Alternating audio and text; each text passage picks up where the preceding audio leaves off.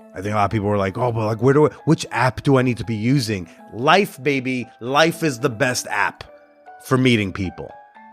But first, a word from our sponsors. Beducated is the masterclass for all things sex. Get better in bed and feel more confident by clicking the link at the top of the show notes or use promo code manwhore at beducated.com. It's like educated, but with a B at the front, so you know how to tickle the B on the back. When your mission is beyond missionary, step up your game with Liberator. Their collection of transformable sex furniture and sex toy mounts will put you in sexual positions you never thought were possible. Use promo code MANWHORE and save 40% off the best-selling Wedge Ramp combo at Liberator.com. Welcome to the Man-Whore Podcast.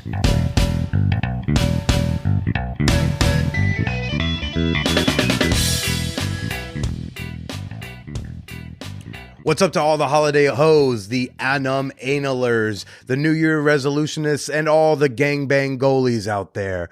This is Billy Procida, and you are listening to the Man-Whore Podcast. Ooh, that mic is hot. Hot. What's up? Welcome to the show. 2023, you killed my hopes and dreams. 2023 is the year that I wrote an article for Mashable.com, a fully edited, fully paid for article titled How to Throw a Gangbang. It was 2,426 words long. My editor goes to the editor-in-chief at Mashable, is like, hey, we want to publish this, and the EIC goes, ooh, could we use a different word than gangbang? And my editor sends me an email asking, hey, is there something else we could say? And not wanting to be oppositionally defiant, as I told I was growing up, I Google around, I see maybe there is another term for when a singular person wants to be the center of attention of multiple penetrators in a variety of holes. And there is none. There is no other word for gangbang but gangbang. If we want to fool the bots, I guess we can call it a bang gang, but it's still a gang bang. What about a train? How about running train? That's in the same family as gang bang, but it's not a gang bang. Well, what about kind of like a sex party where you're the solo star? That's a lot of words to describe a gang bang. And even then, there's other things that are not gangbangs that could be that. What I'm saying is you can only call how to throw a gangbang how to throw a gangbang. The editor-in-chief was concerned a bit about like, well, we think that gangbang might be misogynist, and we think, oh, gangbang, we really associate that with like gang rape. And this article has 3 different women and the wonderful male Zachary Zane representing that side of things. But this is an article with 3 women with whom I have bang ganged, and they are all explaining why this is their fantasy, why they like it. This one woman Lissa, she said, there's a woman, 37, told me, I resent people who think no woman could want a gangbang. I attended her second ever one last December. And she did have another one since talking to me for this piece. She told me one perspective is you're getting fucked by a bunch of men and being degraded. The other perspective is you're all my sex toys and you're pleasuring me.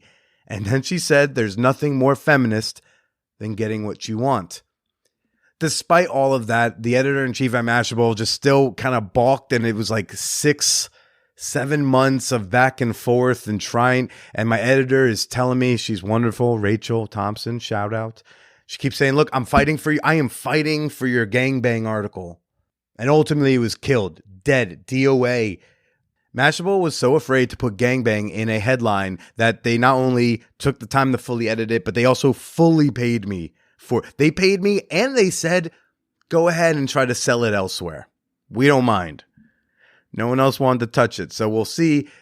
You will hear or read these 2,400 words at some point. Because I'm like almost the most proud of any article I've written than this one. So hey everybody, how you doing? Welcome to the pod. Can I remind you that the Naked Comedy Show is returning to the Hacienda on January 26th. We'll be doing 8 and 10 o'clock shows, killer lineups. Tickets are going on sale, I think, next week. So keep your eyes open. Make sure you're on my mailing list. Look out on my social media. And you can also see my other clothed comedy dates that are coming up down in the schnotes of this episode. Do I tell you what happened? I'll tell you what happened. I recorded with the delicious, the wonderful, the beautiful, the sadistic Dorian Dreadful, who is a friend of mine, a burlesque performer, a dominatrix, and low-key like a big crush I have. And we did this awesome recording on Thursday. And about like halfway through, memory card filled up. I said, hold on a sec. I reach back. I grab a different memory card. I put it in. We keep going. It's all gold. Gold. Then we did a bonus episode, also gold. In that bonus episode, like they confirmed that, yes, I can take them out on a date. I had that like recorded as evidence. And then when I went to go put the files onto my computer, poof, no longer there. It was as if they never happened. I mean, the first one on the original memory card, totally fine. This other memory card, I think it's the same memory card that robbed me of this beautiful, vulnerable. I shared some things about myself I'm honestly not prepared to tell you anymore with Serena Danyari, who came back on the pod. I think this is the same memory card that evaporated her recording. So that's in the trash with much of 2023. But because of the timing and the holidays, I mean, there's no one really around to do a thing. And so we're doing a solo episode. I hope you'll enjoy. I opened up the Ask the Guest channel for questions for this week's episode with yours truly. First question that comes in, we've got here says, how did you start to explore kinky shit? Well, you know, I went to college here at New York University in the city. And back when I was there from 2007 to 2011, New York City had a very vibrant, active Craigslist scene. There were some bots, but a lot of times it was back in the days when a bot was really just a real human being who tricked you into clicking her campsite link. Right? Just real one-to-one direct spam marketing. I miss those days. But there were a lot of real people on Craigslist, casual encounters, RIP, when I was here for college. And I was in a monogamous relationship my freshman year at NYU with a woman who was in Tufts. She was from my hometown. We did the long distance thing. I did monogamy. Watch out. I did it. I did it for like a year. I was great, I think. There's a little bit of gray area. It's like, okay, well, like if you're flirting with and trading pictures with someone on the internet that you don't know, who you never met in person, and you're never going to meet up with, is that cheating? I don't know. I think that's really more pornography, but that's a discussion for later. How did I start exploring kinky shit is when I came back for school my sophomore year, I decided I really wanted to experiment and figure out what I'm into, what I like, what I don't like. Let's give it a try. And so I started answering ads on Craigslist. And I would answer a lot of F for M ads, but again, a lot of those ended up just being sex workers trying to get new clients. I very quickly realized that if I was open to another penis being in the room, that there are more ads I can answer, right? This is like slutty math. And then I started answering ads for threesomes, ads to watch couples, ads for bang gangs, and a variety of bukkakis and public encounters. So I just started trying shit out that way. So how did I start to explore kinky shit is I just started to do kinky shit. I never really got into BDSM. And I remember Mistress J, episode 2, a fan favorite. She was the first person I tried to do a proper kinky BDSM scene with, right? We went and got drinks and I wanted to be submissive. And then we went back to her place and found out that I am not a good sub. I'm not. I was kneeling on a wooden floor and I wasn't complaining, but she would ask a question like, do you need like a pillow for your knees? am being the autist that I am, I go like, oh, she asked if I need a pillow for my knees, and my knees do hurt on this wood floor. I wasn't going to say anything, but if you're offering, yeah, sure, I'll happily be more comfortable. And so I would say yes, and she'd almost be like upset, like, okay, make me more comfortable. And it's not bad that I was exerting my boundaries, but we just found out that my boundaries might not have been super conducive to BDSM. Even today, you know, not today, but like a few years ago, I think 2021, a woman I was starting to hook up with and fist, she asked if I would be interested in peeing on her. So I tried it. Because I just think that like we figure out what we're into by oftentimes doing it. Turns out I'm not like super into water sports, but I'm not like turned off by it. So it's like a neutral. It's a thing I can do. It's a thing I can offer. Great. I think the way to start exploring shit is to do shit and to try shit, or try like lesser versions of shit just to see if you might be into that shit. When couples are asking about doing non-monogamy, I say, well, why don't you start with seeing if you can handle seeing them make out with somebody else? Because I don't think seeing them make out with someone else has to end the relationship. But if you can't handle that, then you definitely can't handle them getting butt fucked by another man. I don't know. So that's how I started exploring Craigslist, baby. And occasionally asking for, you know, what I wanted to try. Except for a finger up the butt. I think she just did on her own sophomore year. Very long fingernail. And I learned that I like that. Not with those fingernails, but I like that. Next question that came in was, how are you meeting the people you're still hooking up with? And I hate to break it to you whoreheads, but I'm not really, to be honest, hooking up with almost anyone. People who listen to every episode, I mean, you're probably well aware that of like my libido situation and what's been going on with me since my breakup with Wallet Note Lady last year. I know I said last year, I got to get over it, but I'm not.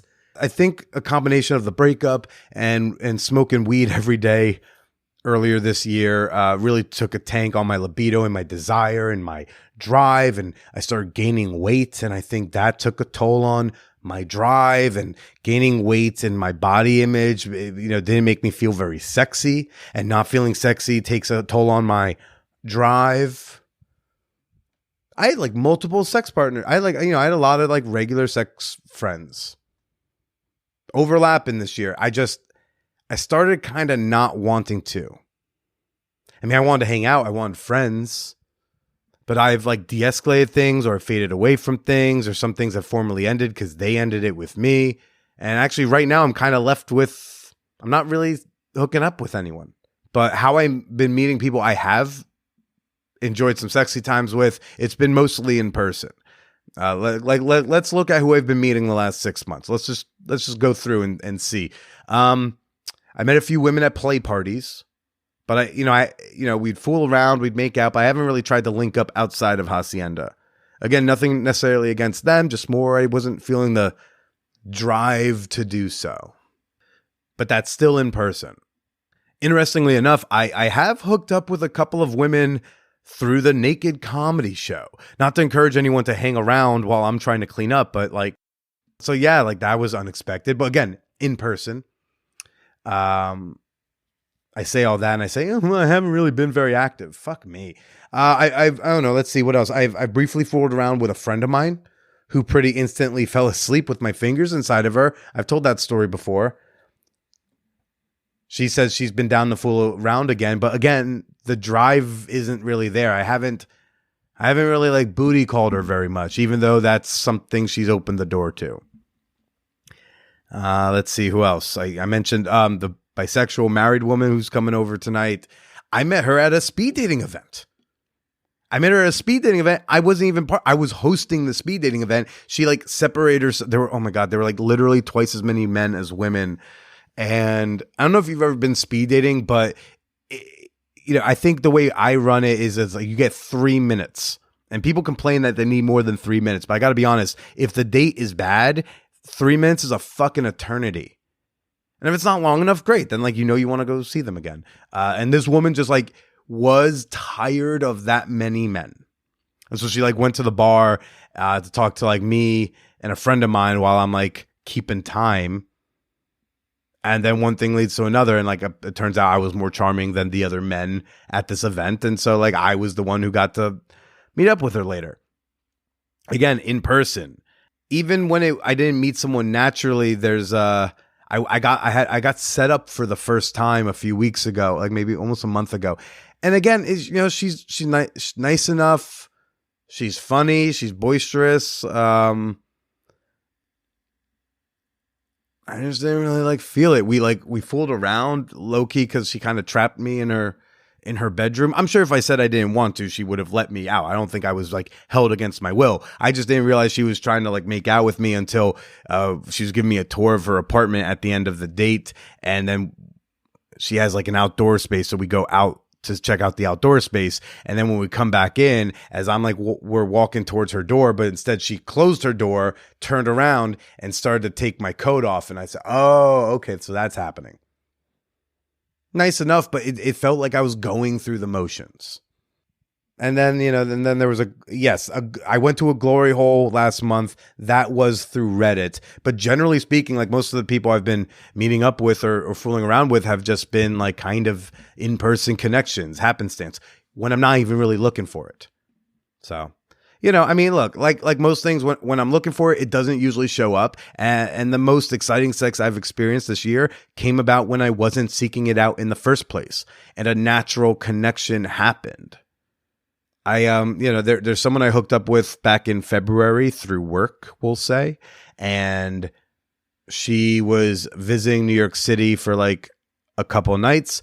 We made plans to meet up as friends because she's been really clear. Hey, Billy, look, I'm looking for something monogamous and I'm looking for like a serious relationship. I was like, okay, we don't have to hook up, but do you want, like, we're still friendly, through Instagram. And then when she was coming to town, I said, do you want to like hang out platonically? She said, sure. So I said, let's go to this burlesque show. I haven't been to the Slipper Room for a proper show before. And we go to the Slipper Room and it was really fun. And, but then she was being all touchy-feely and doing points of contact and put her head on my shoulder. And I'm just going, I sincerely meant platonically.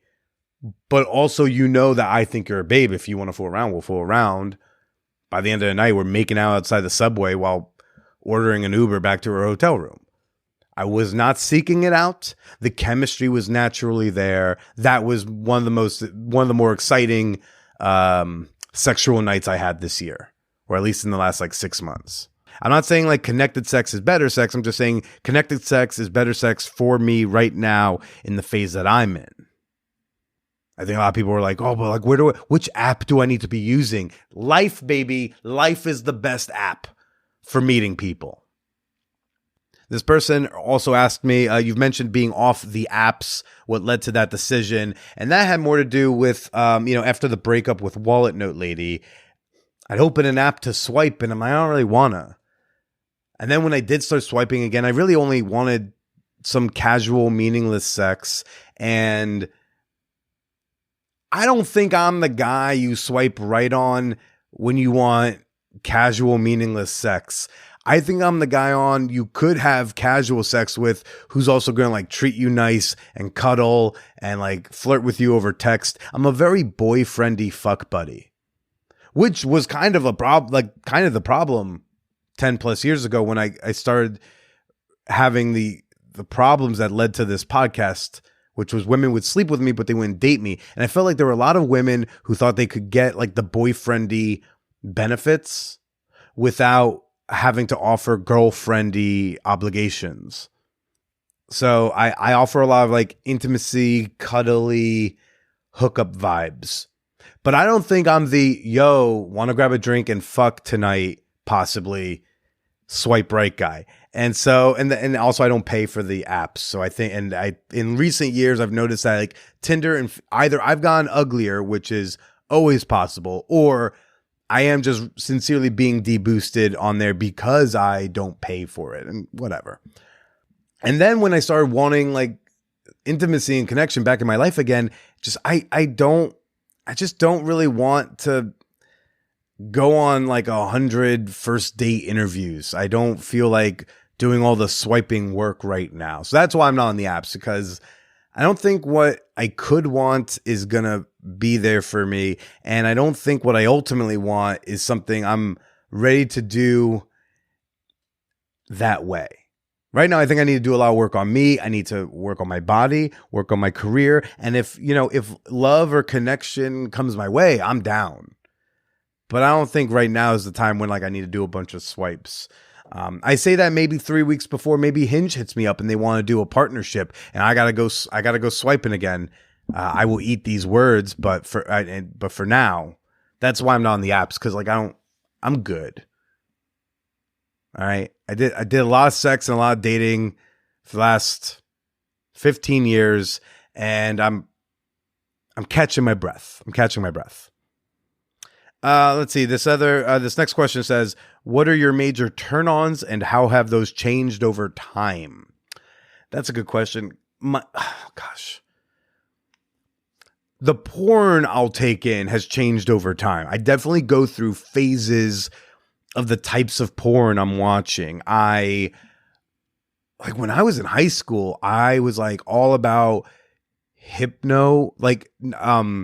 not hypno me, but like hypnosis themed stories. I was also reading a lot more porn than I watched. This is a different era. This was back when, you were downloading all your porn off of Napster, and you would type in big boobs, and you would click a bunch of things, and whichever files finished downloading, like that was your porn library. It was easier for me to access literotica. Like literotica.com was very active back then. So I was really into that. I seem to have like really been into like incest storyline porn. And I went through a very long phase, I think, of that stuff. That's like when I originally came across Kay Parker, my love, R.I.P. to a queen. And then, but there's also, for some reason, I was really into like hypno literotica. Whether it was like just hypnosis, someone put something in the water and now everyone in the town is fucking each other. Or sometimes it was kind of like mind control incest storylines back in the day. There was a website called mcstories.com for mindcontrolstories.com. And then you go to the website and there were all these subcategories of mind control stories. And that was a phase of mine for like, I don't know, a good 6-7 years, maybe a decade. And then it kind of goes in and out. So then I'm into like clothed female, nude male stuff. And then like the public stuff starts to become hot. So what I'm watching tends to, like the turn-ons in terms of porn, that definitely evolves over time. Right now, like gooning porn seems to be taking over me. Porn, that kind of goes in and out over time. But, honestly, my major turn-on, I don't think has really ever changed. Chemistry, connection, intimacy. Oh, I am so turned on by intimacy.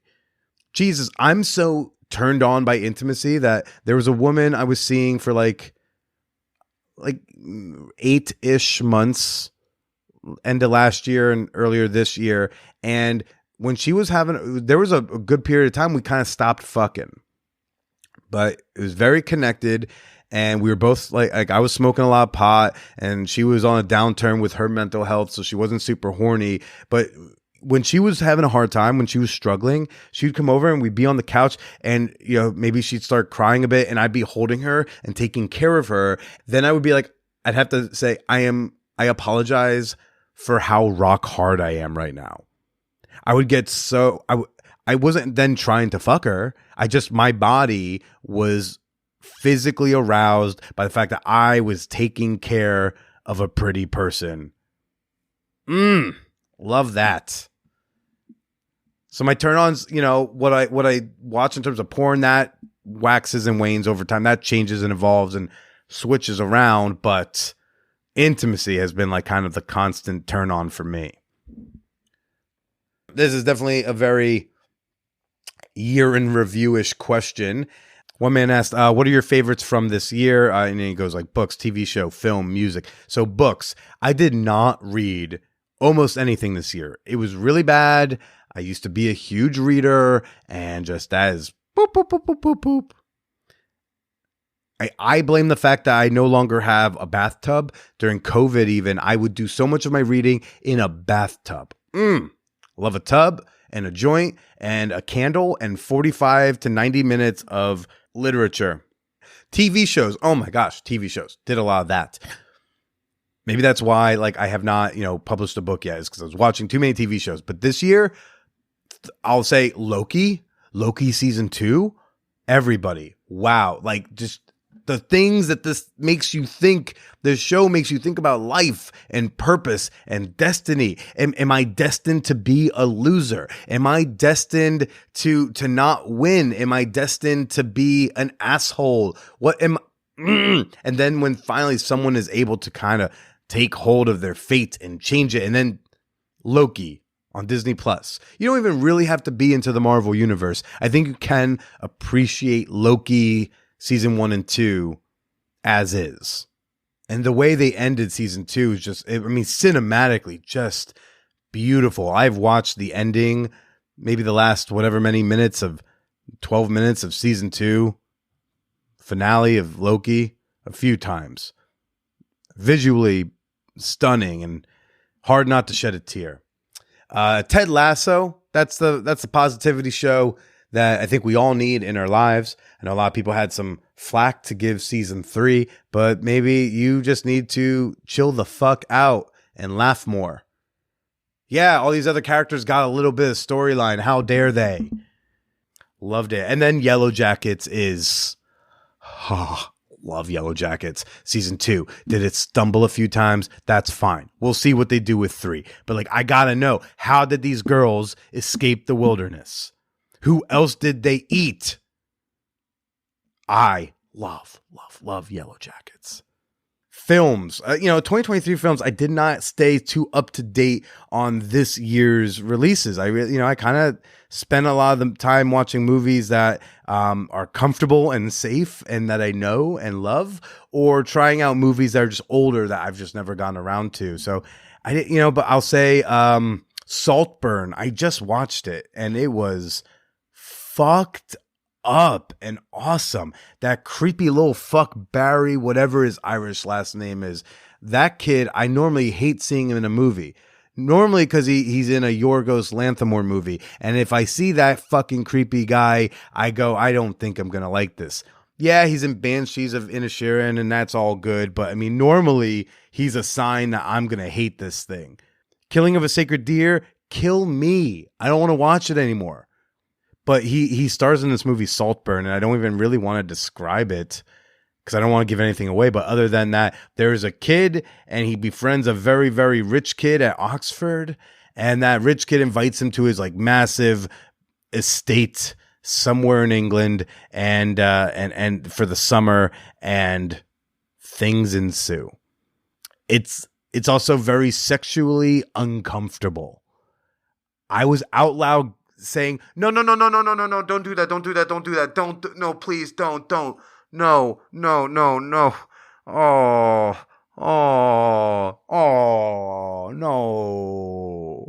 like a lot. And then just when you think you've already hit the climax and this movie's done, I think it's just, this movie has the longest denouement in the history of denouements.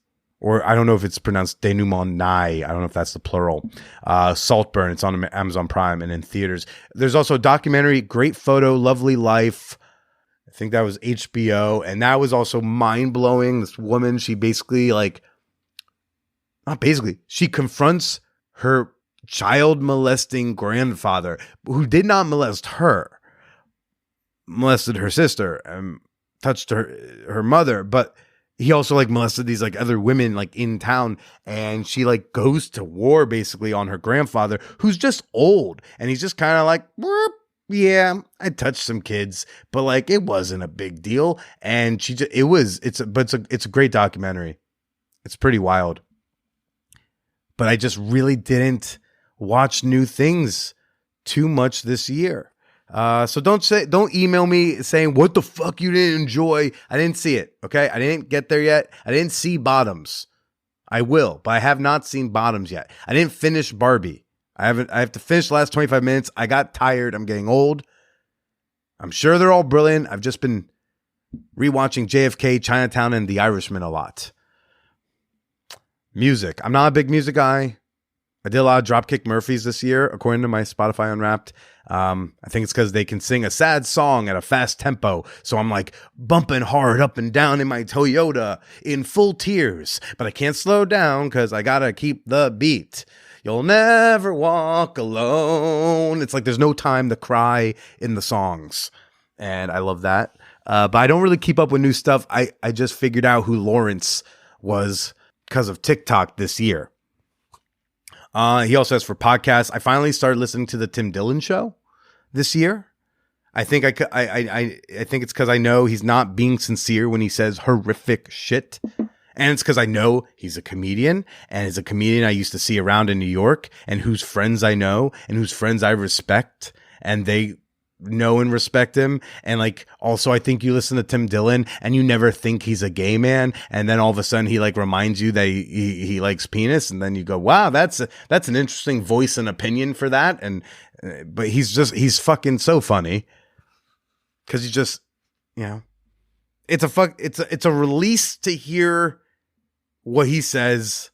Meanwhile, I have one new joke I wrote recently with the word, please cover your ears, retarded in it, and I say it with a purpose, and I'm nervous to tell it in Brooklyn. And Tim Dillon has like a body count of R words like throughout his podcast, and I'm dying.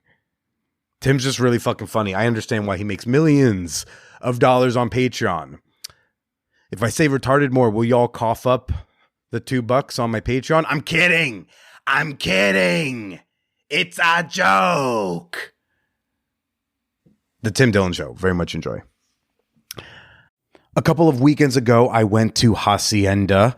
Ooh, it was like the holiday triple Xmas party. No big deal. And I was playing with somebody. Ooh, yes, scandalous. I know, Billy, sexually active. And, you know, when we were done fooling around and I had, you know, given her a nice big orgasm in front of everybody, we were just kind of laying around on the mattresses, making out, feeling each other's bodies, and I'm kind of scanning the room, and I see to my right a friend of mine having a nice big orgasm of her own. Her date was fingering her on Liberator's S Lounger. Yes, my sponsor this week is Liberator, the company that is making sex more comfortable, more enjoyable, and longer lasting. And most people in the scene equate Liberator with their epic, infamous sex furniture, but they do more than just that. When it comes to bondage, they've got you covered with 2 collections that are out right now. The Black Label, featuring attached restraints, and their brand new Valkyrie Edition line with removable Velcro cuff fasteners for custom bondage. No matter how you like to play, the possibilities with Liberator are limitless. And Liberator is offering Fanhorn. Oh, I said the name of that product wrong earlier. It was the S Love Lounger. That's ESSE. S Love Lounger. It's a great one. Hacienda's got one. I've seen other play party communities have one. It's like a great, and it's like kind of a classy piece of furniture. You can like put it in your living room, and your uncle could be sitting on it being like, this is great for my lower back support. And you're just giggling to yourself because you know you just wiped it down the night before. Now, Liberator is offering Fanhorn Nation a very special deal. You can get 40% off their best-selling Wedge Ramp combo with over 1 million satisfied customers. Click the link in the schnotes and use promo code MANWHORE for 40% off their site. And while you're browsing around Liberator.com, check out more of their bondage gear. And all of Liberator's products, mind you, are made right here in the USA. One more time, visit Liberator.com, and we thank them for supporting the show. The Man Whore Podcast is sponsored by Beducated.com. Beducated brings pleasure-based sex education right to your bedroom with over 100 online courses from the world's top experts and educators. Actually, when you first go to the website, they have like this like 9-box square of like different videos playing all at once. So I'm just going to describe some of them to you. The first one is a woman on her bed on her own. I think it's a solo pleasure course. The second one is a sensual massage course. Third one is two chicks tying each other up, because we all should learn how to do the ropes. Another one is clearly how to give a lap dance. Another one is how to play with sex toys. There's something here that has something to do with yonis and yoga and something woo-woo.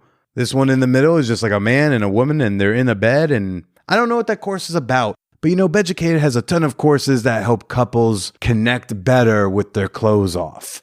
We got one on the bottom where she's holding, I think it's some kind of fruit, so I don't know what metaphor that is, but let's just pretend it's about pussy eating. And then this final video on the bottom right is, I shit you not, is a man and I think a woman, and they are kneeling face to face with their hands on their own thighs, looking into each other's eyes, and they're sitting in the middle of a circle of rose petals and candles.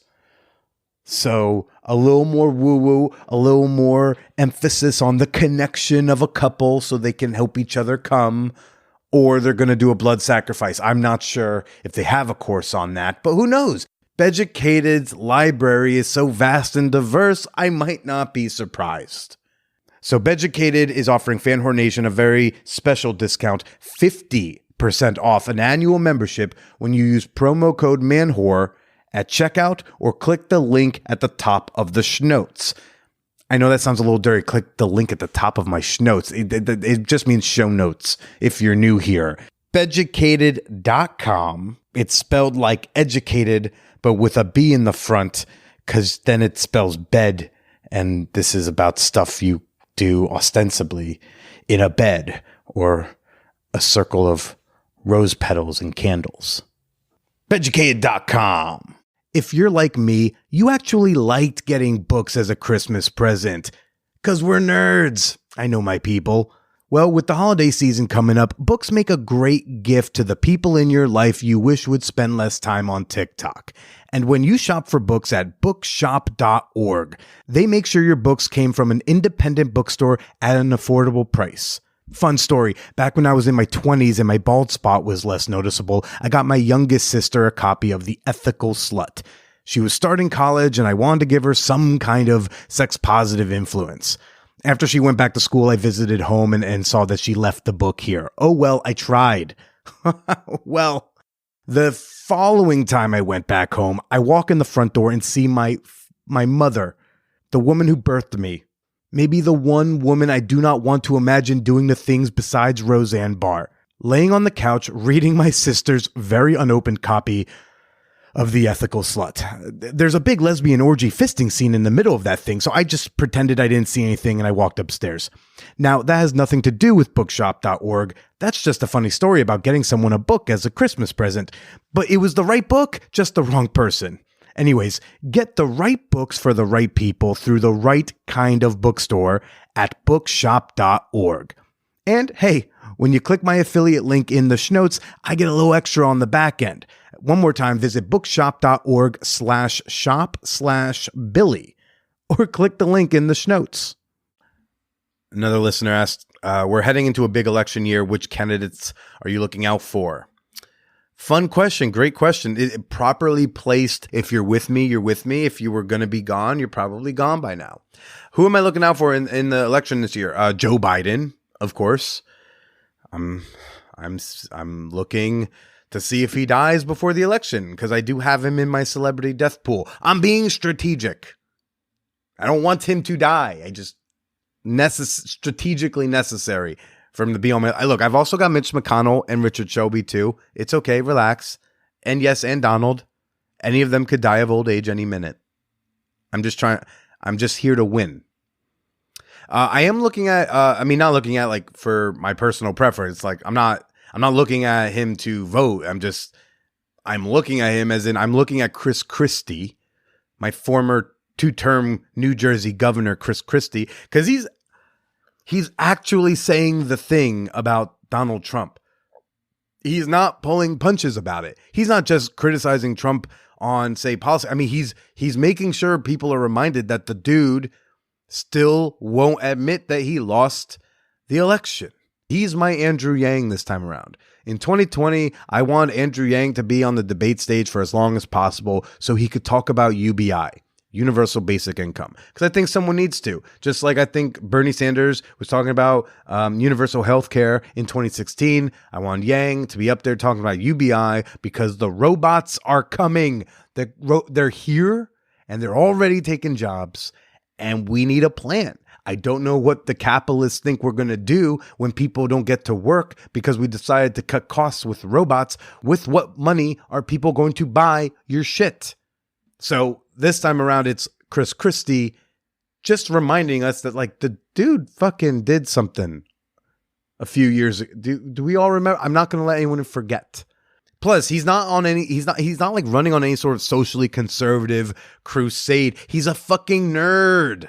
Chris Christie is a nerd. He wants to balance a budget, and he wants his daughter to get an abortion when a black guy knocks her up. New Jersey is full of Chris Christies who want to lower taxes and get paid off by their rich friends and get high cholesterol. That's what I say Tim Dillon's name out loud once, and now I just want to be offensive. Jesus. So I know I'm looking at him, and then I'm looking at Nikki Haley because she scares me. She scares me because she will beat Joe Biden. I do not like this. I do not like this at all. You do not have to like Joe Biden. You can say what you want about Joe Biden and genocide and whatever. Joe Biden, literally, on paper, is the most progressive president since at least LBJ, if not FDR. Just literally, his policies, he's more progressive on paper than Barack Obama. That's just a fact. You can't really debate it. His policies, right? Whatever. There's no Republican nominee that I would want more than Joe Biden. There are just Republican nominees that are less worse than others. But Nikki Haley scares me because I don't know if she'll win the nomination, but she can beat Joe pretty easily. Although the only way you're going to get Hillary Clinton to kill herself is if Nikki Haley gets to literally do the celebration where she breaks the glass ceiling. Yeah, Hillary's not going to take that too well.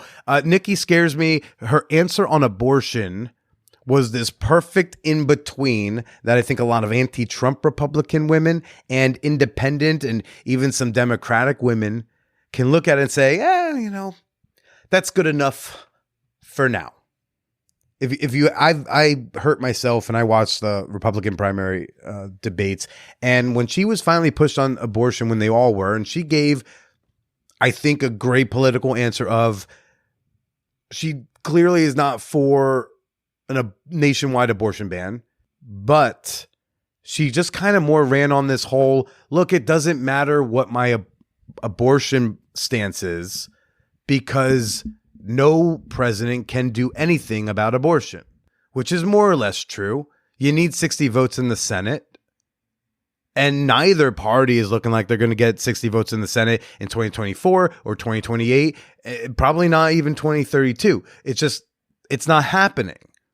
So where the president of the United States is, nothing's really going to happen there. So she just kind of went with, look, I'm not going to try to pull shit. And honestly, no one on this stage, nor Joe Biden, nor Donald Trump can do anything about abortion. So let's stop arguing about it. Let's come together as a country and only fight about abortion at Thanksgiving with our families. Let's come together as a country, but continue to split apart as families. That's her position.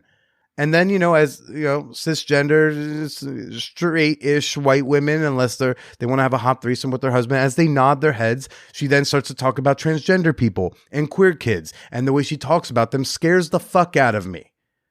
Every time she gets a chance, and I'm not twisting her words, the question won't even be about this issue, but she will find a way to say the sentence, men in women's sports is the most important women's issue of our day. Name 5 WNBA teams right now. I fucking dare you. I am sure I have listeners who are iffy on like trans people with sports. And when they say trans people in sports, they only seem to mean trans women in sports because they never talk about trans men who take literal testosterone. They're never worried about them in sports, but they are worried about the penises being in the girls' locker room. They are worried about that. And they go, oh, women's sports. Name 5 WNBA teams right now. I can't even do it. And I've been accused of being a feminist on many occasions, and I can't even name 5 You got the Liberty, I think the Aces, the Sparks, I think there's a Mystic, and I know Phoenix has a team, but I don't know their name. See? Name 5 WNBA teams right now, or stop saying you care about women's sports. She's also got some funky views on school choice, and I'm just kind of worried that people will be tricked into thinking she's reasonable because of her answer on abortion. But she's still a Trumpy Republican, white-ish woman. I'm also keeping my eyes on Josh Shapiro, because if Biden legit dies during this election cycle, that's a dude I think you could just plug right in there, right? You can just plug him in. That guy got a multi-month emergency highway construction job done in 12 days. I come from a construction family. That was wild. Dumb Americans can get down with that. They look at the broken highway and they say 12 days later, look, the highway's working again. And dumb ones can go, oh, that seems like a great, efficient governor. I mean, it should be Gretchen Whitmer, but you know, we hate women around here. So Josh Shapiro, who I also look at. One fan whore asks, who are your favorite people to interview overall? How hard is it to get people to interview? My favorite people to interview by far are my exes, ex-girlfriends, ex-lovers, ex-hookups, ex-girlfriends who almost were but weren't. I think I put some of my best work out with Elle. I love those episodes. I think they're the easiest for us to get into this like intimate, connected level because remember, we once had chemistry enough to make our tongues touch or to stroke something. So a lot of times we can kind of just like pick that back up. It's great. And then my second favorite type of guest to interview are guests who want to kiss me. Those are great because then it kind of feels like a flirty date and I didn't initiate it. I'm not the one being inappropriate, but like, yes, if you want to make out when we turn the mics off, like I'm not going to totally stop you. This person also asks, while you are interviewing, are you taking notes on items to get back to, or are you winging it? I always like how you bring people back around to the topic or question. Yeah, sometimes I take notes, ADD brain. Sometimes I want to make sure we like come back around. Yeah, like you said. So sometimes I'll mention something and I know I want to be able to pivot to that. So I don't take a lot of notes. Sometimes I take no notes, but I will jot things down if I know like, ooh, you know, if we have time or if we kind of complete this arc, maybe this is something we can go off to. But yeah, so, you know, but I also don't want to be writing too much because I want to stay connected with the guest. I don't want them to think I'm not listening because I'm writing. So. Who do you really want to get on the podcast 2024? Speak them into existence. Obviously, the love of my life, Susan Sarandon, if anyone knows her. By the way, if I say any names and you know someone who knows one of these people or knows their rep, please get in touch with me. It's no longer time to be shy about your connections. It's 2024. It's put up or shut up time. It's time to make some things happen. But Susan Sarandon, Maitland Ward, we've been working on for a few years now. She was in Boy Meets World, but now she's like a big time porn star. Still working on that. Brian Gross, are you listening? Let's make Maitland happen. Come on, man. Big Daddy Dan Savage. I got into this podcast before I even thought I would have non-exes on the show. I knew I wanted Dan Savage.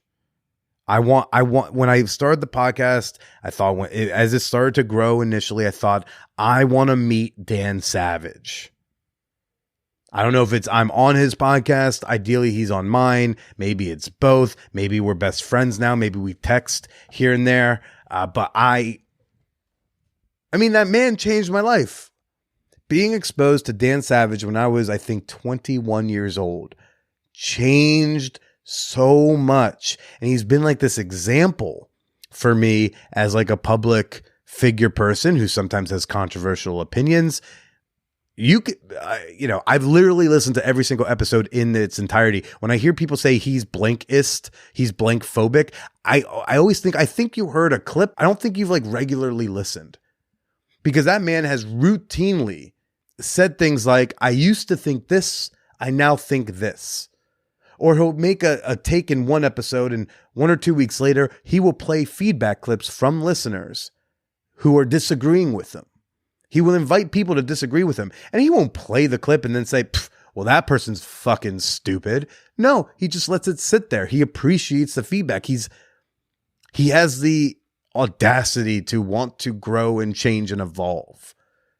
He knows he's not perfect. And as someone who is also imperfect, I strive to be so open. Mark Maron is another one. He's also a guy who I think presents an example of how to be as a man, how to be open-minded and be open to change and be open to being wrong and then maybe being right later on. What he's been through with the loss of his partner, Lynn Shelton, back in 2020, and the vulnerability he has shown as a guy and the way he talked about his friendship with Louis C.K. I mean, Mark Maron is kind of one of the people I'd say that's an example of how to be a half decent but angry Jewish man. The way I even do this podcast, the style in which I do it outside of this one where I'm talking with nobody but myself, this is supremely uncomfortable, mind you, not having somebody to bounce off of and having no live feedback. I'm getting through it, okay? But the way I do what I do, having connected conversations rather than an interview with like 11 questions about butt stuff, that's just Mark, man. That's what he does, and that's what I do. And I'm trying to do it maybe half as good as he does. So I'd love to interview Mark.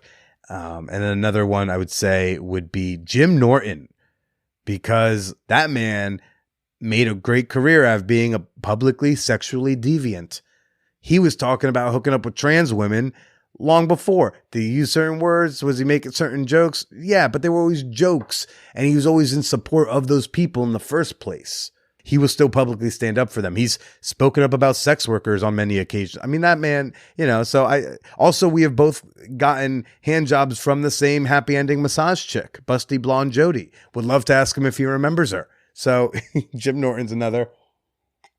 And then I could say other names that seem obvious. I could say RuPaul, Hannah Gadsby, Gerard Carmichael. I could name big names who make sense. And then there's like people I'm supremely curious about. Oh, and then I would say Rosie O'Donnell, because I was on the Rosie O'Donnell show when I was a child twice. I was a guest. And my mom used to always like allude. My mom's like very ADD blurty, and she just things go into her head and she has to externalize it to anyone. And sometimes she realizes it's maybe inappropriate. So she'll kind of like half say it, and then the second half will be her acknowledging something was inappropriate, but making sure you heard that like she wanted to say something that she's not technically saying, but is still saying it. So her allusions to Tom Cruise being kind of a beard crush for Rosie because she was secretly a lesbian. I have like some sort of sentimental attachment to Rosie. So I don't know. Those are some names. I would also love to talk to like a major professional athlete, maybe an NFL star, and talk about what it's like to have a relationship both with their grueling but tight schedule, but also just being in the public eye. So we can have hopes, we can have dreams. Personal ones, like people from my personal life I want to have on the show. Megan, aka Miss Giggles. I have not asked her yet, but I believe with the 10-year anniversary coming up, it's going to be time to at least ask her. I don't know if she's going to do the show, but it's going to be time to ask her soon. I don't remember what we called her, what like the fake name I gave her many years ago was, but there's a woman who I dated off and on for like a year and a half, would not get dinner with me. I reached out. She said, I got your email. I'm going to respond. And then she just never did. I think I'm going to have to poke her again in the new year because I'd love to reconnect. Paige. Paige is an obvious one. Paige is one of the big time exes, one of the biggest, arguably. And I wonder how she's doing. There is a woman, S, who inspired the show. I'm just going to call her S because we had this like huge flame, big spark, a couple of dates, mutual acknowledgement that this is intense. This is real. When I get back from visiting my family upstate, we're going well, not only are we gonna fuck, but we're gonna, I think we're gonna love. And then I get a text like, hey, I reconnected with my ex-boyfriend up there and we're gonna give it another shot. Now, why'd she inspire the show? Because, well, when I went on those couple of dates, I told my psychoanalyst at the time, wow, this woman, I think this is the real deal. I think finally I'm gonna have a girlfriend. And if this doesn't work out, I'll do that podcast that I've kind of alluded to, that idea I had. I get that text. I go back to therapy. I tell her what happens. The first thing out of Dr. Webster's mouth was, so you're going to do the podcast. Damn it. And here I am 10 years later. There's a couple comedians who I've now hooked up with, but they were like buddies, close friend. One was like a really close friend. And then the other one would keep verbally saying that we're close friends, but his actions never really matched it. He's also become this like very, very big comedian. So I'm just going to say his name is Alex, and I'm not going to say anything else. We were at NYU together, and he's like the most LA energy of saying something is an important friendship or relationship, and then kind of poof, gone. Poof. What? No. We're still tight. No, let's do coffee, and then poop. Bye. And then there's the other guy, Nick, who I think should be more famous than he is. He's so incredibly talented. He's hysterical, great jaw structure. And we were like very like my experience was like intimately close friends, and then he kind of disappeared, and that sucked. I don't know what happened. And then it turns out that like his niece and my niece live down the street from each other and are best friends. I see his niece in my sister's Instagram story all the time. My sister has seen this guy, Nick, more than me. And yet somehow So I'd love to know why we didn't work out as friends. And then, of course, I'd like to have on my grade school bully, Alex Bass. If anyone knows Alex, put us in touch. Hey, quick fan whore appreciation moment. I want to give a shout out and a thank you to Fam Lynn. I hope you found the community that you needed in the Champagne Room. We have been happy to have you, and I hope you will be back soon. Thank you for adding what you did to the server, and thank you for supporting the Man Whore Podcast on Patreon. You too can become a member, support the pod for as little as $2 a month at patreon.com/manwhorepodcast. No, you can't find me on the app because I'm adult content. You got to do it on desktop first. Then you can follow me on the app. Next question.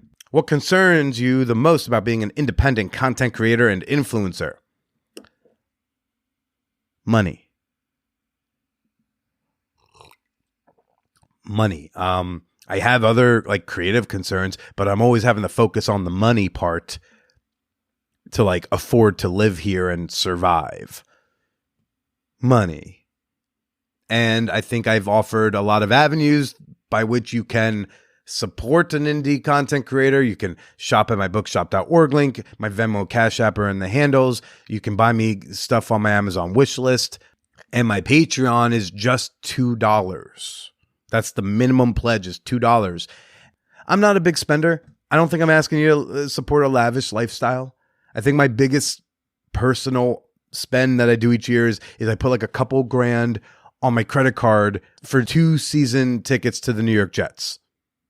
I don't buy fancy clothes. I don't play video games. I don't eat out at all these like nice restaurants. I'm like a pretty low thrift guy. I do like to go to a Jets game.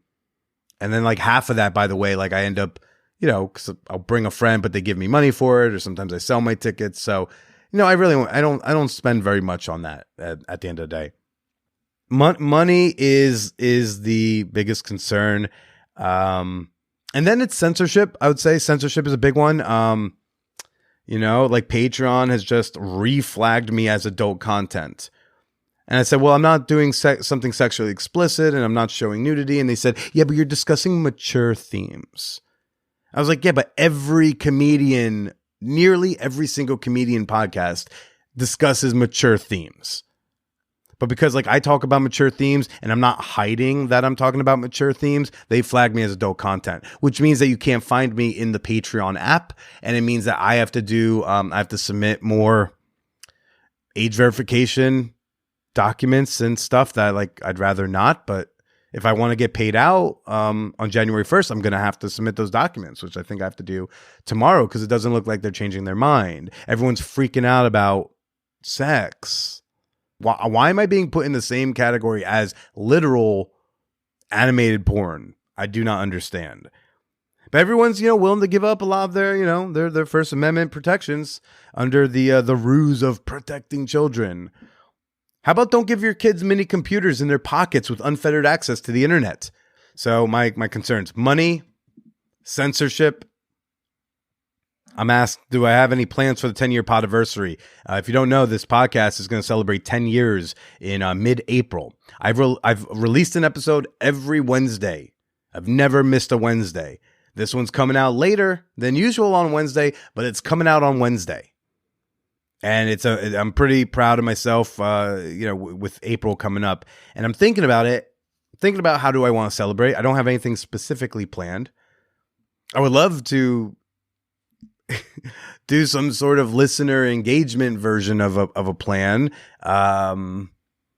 But you have all been pretty clear for the most part that sharing a man-whore podcast is too socially risky for you. So I'm not going to ask you to, but I'm also just thinking about the future of the show. I'm thinking about the viability, where my passion is at, my financial situation. Like, do I want to be professionally poor when I'm 38? It's kind of cute to be like, oh, I'm sorry. Oh my God, you have a proper salaried income and health insurance, and I'm just hustling, hustle culture, baby. At 28, that's cute on a date. On 38, a woman has to question what her future can be with a man like that, unless she has inordinary means or she's also doing the hustle culture. But I don't know what, like, a chick in marketing who makes 120 grand a year, I don't know what future she thinks she can have with a guy like me if I'm at where when I'm 38, where I'm at now. And then that makes me think about, like, what do I do? Is it time to pivot? Is it time to pivot away and be a normal adult? Do I go to law school? Not because I want to, not because I don't want to do this show, not because I don't want to do comedy, but is it not viable? Having some sense of stability in my life. Is it time to add something else, another project professionally? Do I start thinking of the show as a project again that I'm doing and not as a living? I don't know, to be honest. At some point, I have to let the money that comes in from the listeners and the public social engagement from the listeners, I have to let that kind of dictate it a little bit in terms of like allocating resources and time and attention.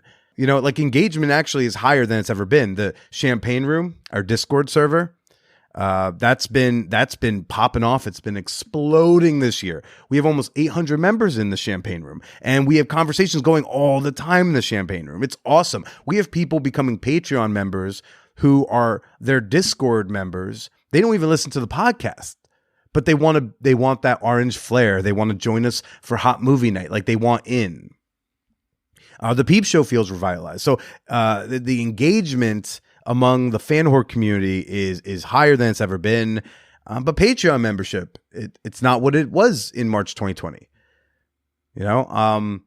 I've been rebuilding to this point, but I'm still only at 75% of what I was April 2020. And it's taken me a while to get back up to this. And I'm just not sure how to market I'm not sure how to market this because I think I'm giving everybody what they would want out of a Patreon experience. If you still haven't given me $2, I don't know what I'm going to do that's going to change that. So 10-year anniversary. I don't know yet. I just know I'm thinking. Got a few more questions left. A newer listener asks, if time, space, money were no object, what would your ideal man-whore con look like? Woo! So if we do a man-whore con in 2024, which I feel will more likely happen than not, There seems to be the demand. But if money were no object, time, space, gosh, I would have a huge loft, like multi-bedroom apartment space. I'd have some sort of like duplex multi-bedroom joint in Manhattan at my disposal. And if money were no object, we would have the most killer swag bags with all the stickers and a free vibrator for everybody. And we'd have I'd have a surprise big time headliner at the comedy show, and I'd have all my favorite exes on the podcast again, like we used to do the live shows. And I'd have, we'd have Shay, gosh, if I could get Shay and Paige and Miss Giggles, and then like one really, and L, I think that'd be a killer lineup. If I could get all of them on board and we were all on stage at the same time, I'd do that. We'd line it up so that like ManwhoreCon was the same weekend night as like a Hacienda. So I could bring a ManwhoreCon to Hacienda, and I could afford to like get everyone's like admissions comped, and maybe like, if I don't know, I'd go big. There'd be rented vehicles involved. There'd be big spaces at our disposal. There'd be an orgy, and I'd be less afraid of having an official orgy at ManwhoreCon. And I'd have some killer live shows. Oh, and help. I would have like that's the main thing. If the first thing I would do if I had like money at my disposal for ManwhoreCon would be I would have hired help for the whole weekend. I'd have people who are like helping me execute I'd have like 3 different people whose jobs were to just like make ManwhoreCon happen with me. Because those of you who attend know it's usually me or like me and another person who are kind of making it happen. It could be stressful for a whore.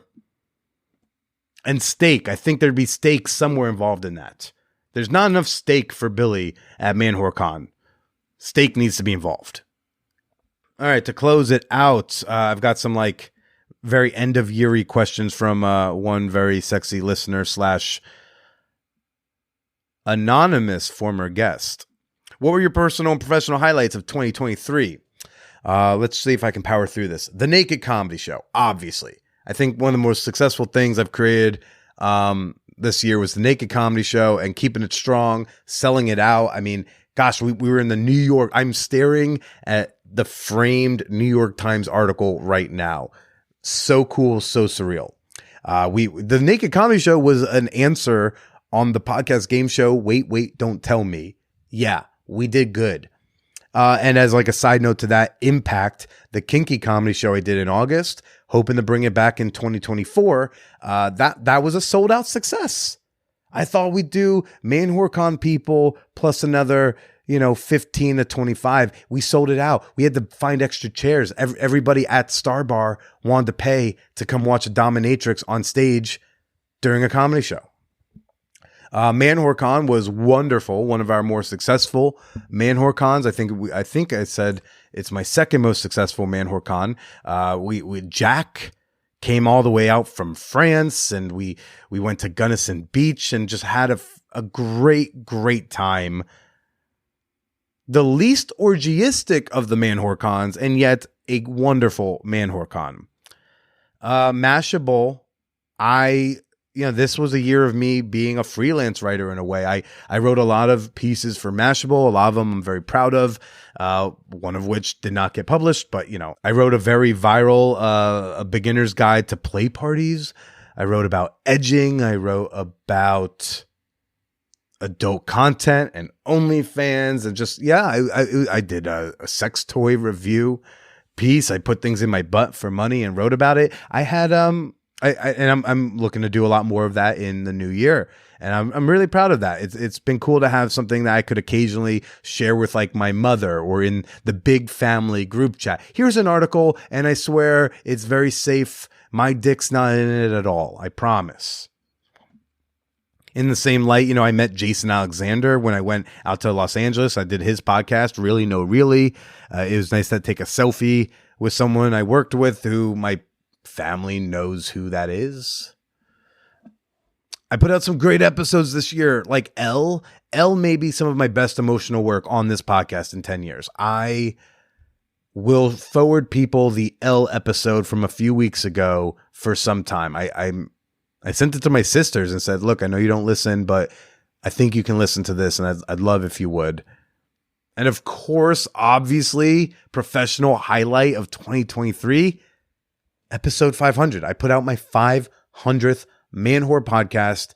I ate out 5 women I've never hooked up with, and apparently did a pretty good job. One of my best works. What am I looking forward to in 2024? I'm looking to start another clothed comedy show. I'd love to do a clothed one. That it's a lot easier to book funny people on a clothed comedy show, I gotta tell you. The 10-year anniversary, I don't know what we're gonna do yet, but I'm gonna do something. I'm very excited to celebrate. It's not often you get to say you did one thing for 10 years. It doesn't come often, and I don't know the next time I will get to celebrate 10 years of doing something consistently. So that's going to be great. I'm looking forward to Aaron Rodgers actually playing for the New York Jets. And not to be all sentimental, but I'm looking forward to holding hands with someone who makes my heart melt. I'm not going to be searching and scouring and seeking it out. All I can do is be ready to receive it when it passes me by and work on myself in ways that will attract someone who wants to make me melt. And lastly, what goals have I set for myself in 2024? I guess that's a little different from what am I hoping for, looking forward to. What are goals? Goals, keep the Naked Comedy Show a huge success in its second year. We sold out 13 of our 20 shows, and I hope to sell out even more. Get to 1,000 members in the Champagne Room, our super free, super fun, super sex positive Discord server. You're missing out on a lot of fun. We have a lot. It's a sex positive server. You don't have to listen to the podcast to enjoy being in that space. So, generally, sex positive server, but we also have all these channels that, talk about cannabis and wellness and sports and movies. Yes. And sex toy recommendations.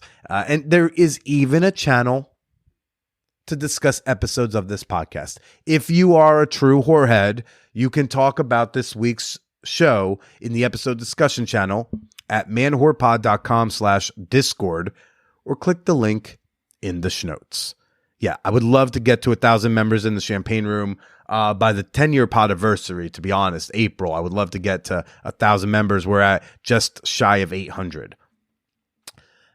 Big goal, of course, make more money. I know I've said what I've said, but I did technically make more money this year as an indie creator than I have any year since quitting my day job. Granted, like a third of that comes from the Naked Comedy Show. But I'd like to make more money, and not because income is a game where you try to get the high score.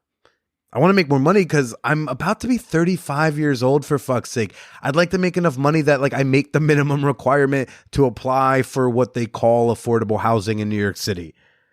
Most of those places require you to make at least 70 or 80K a year. If you make $110,000 a year, you can apply for something called affordable housing. It's insane. I can't even apply for affordable housing. I'd like to make that much money at least.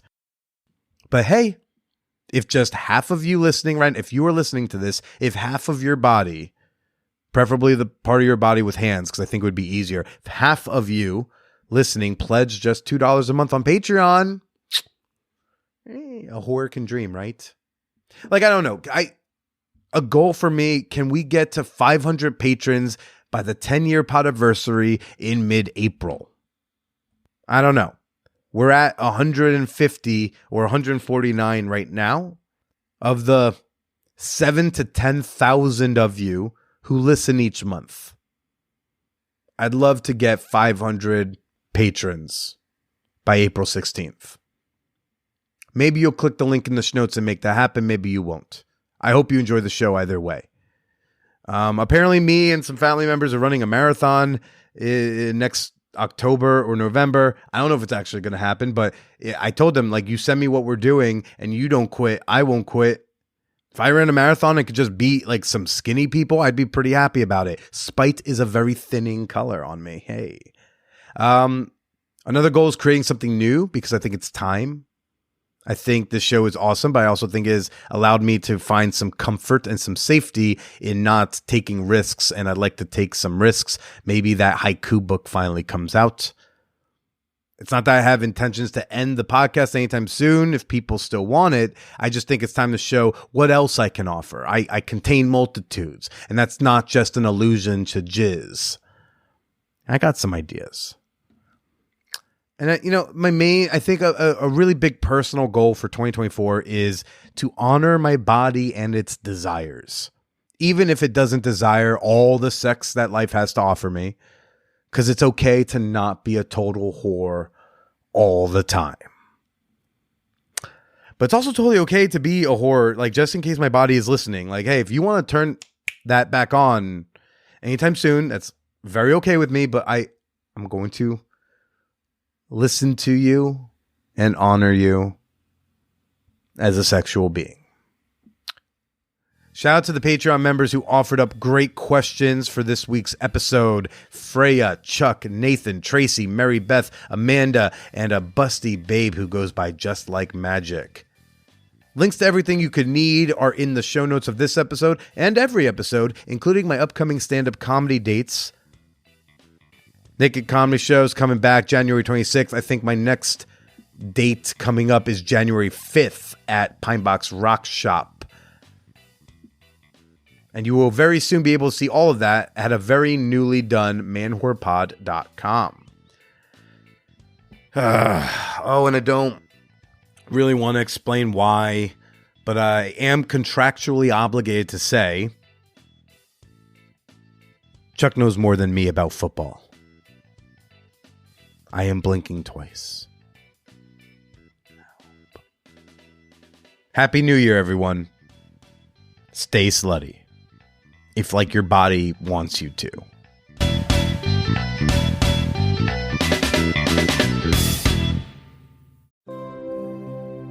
Hello, I'm Billy Procida, host of the Man Whore Podcast.